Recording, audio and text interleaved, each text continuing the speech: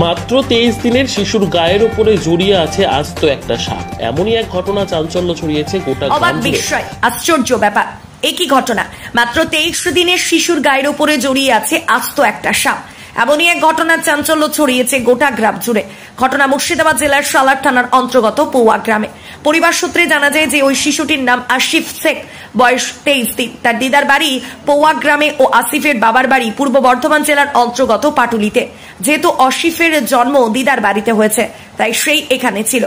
মঙ্গলবার বিকাল 5টার সময়ে তার মা কিছু কারণবশত ঘরের বাইরে গেলে সেখানেই ঘটে বিপত্তি। শিশুটির মা ঘরের বাইরে যাওয়ায় আগে সেই তার মাকে অর্থাৎ আসিফের দিদাকে তার দেখাশোনা করবার জন্য বলে গেলে তখন তিনি ঘরের মধ্য গিয়ে দেখতে পায় তার নাতির ওপরে উঠে জড়িয়ে ধরে আছে একটা সাপ।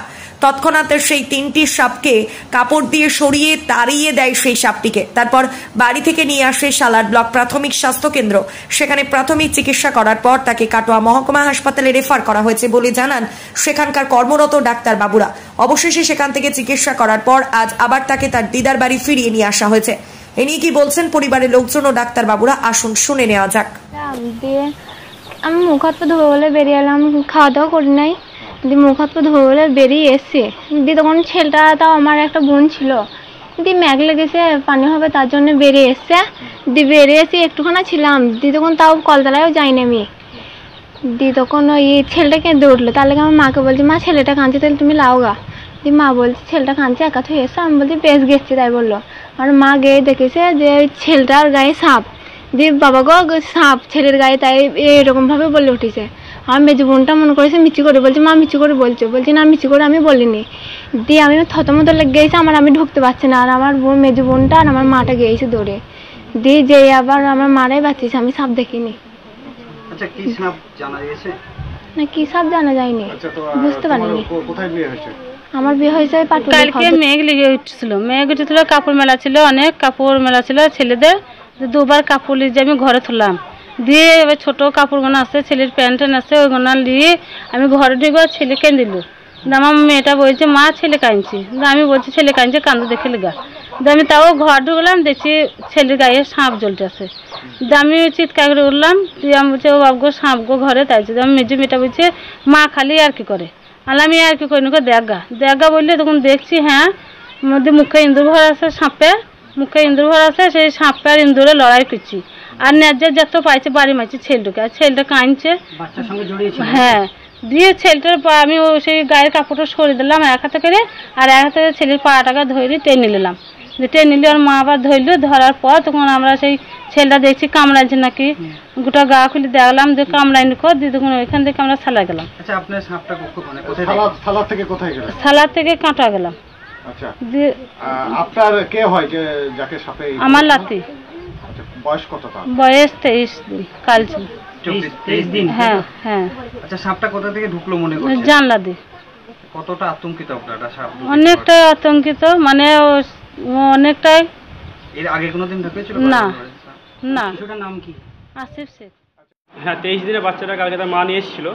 তো মা যেটা বললো যে বাচ্চাটা বাইরে মানে শুয়েছিল ঘরের মধ্যে, তো বাইরে একটা ওপেন জায়গায় শুয়েছিল। তো সেখান থেকে একটা সাপ এসে মানে ওর বুকের উপরে বসে পড়ে।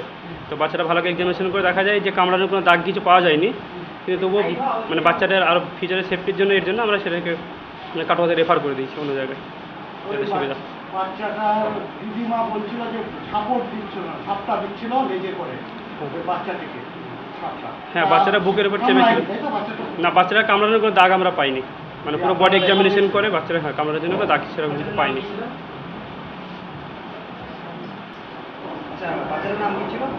আসিফ শেখ, 23 দিনের বাচ্চা ছিল। বাচ্চার মার সাথে এমনি এসেছিল। না, সেরকম গভীর কোনো ক্ষত কিছু পাওয়া যায়নি। বাচ্চা কামড়ানোর বারবার আমরা এখানে দেখি যে কচি কাচারা তাদেরও সাথে কাটছে। সচেতনতা মানুষকে কিরকম করে আপনার হওয়া উচিত? বাচ্চাদের ক্ষেত্রে যেটা অসুবিধা হচ্ছে যে বাচ্চারা ওপেন জায়গাতে বা ফাঁকা জায়গাতে শুয়ে থাকছে, মানে মশারি ছাড়া বা কোনো রকম সেফটি ছাড়া শুয়ে থাকছে। এবার সেক্ষেত্রে বাচ্চাদের সাপে কামড়ানো বা অন্য পোকামাকড় যেগুলো আছে সেগুলো কামড়ানোর একটা চান্স থেকেই যাচ্ছে।